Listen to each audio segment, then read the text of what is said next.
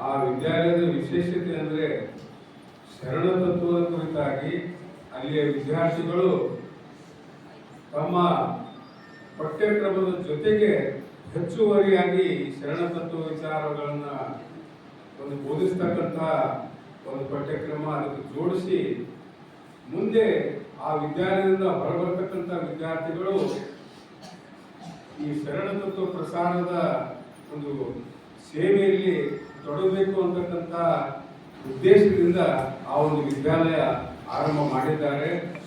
ಅಂಥ ವಿದ್ಯಾಲಯದಲ್ಲಿ ಈಗ ನಾವೇನು ಇಲ್ಲಿಯವರೆಗೆ ಶಿವಾನಿ ರಾಜ್ಕುಮಾರ್ ಇವರಿಂದ ಅನುಭವ ಕೇಳಿದ್ವಿ. ಆ 8ನೇ ತರಗತಿಯಲ್ಲಿ ಓದ್ತಕ್ಕಂಥ ವಿದ್ಯಾರ್ಥಿನಿ ಬಹಳ ಒಳ್ಳೆಯ ಅಭಿನಂದಿಸ್ತೀವಿ. ಈಗ ನಮ್ಮೊಂದಿಗೆ ಧರಣಗಿರಿ ವಿದ್ಯಾರ್ಥಿನಿ ಇದ್ದಾರೆ. ಅವರೊಂದು ವಚನ ಹಾಡ್ತಾರೆ.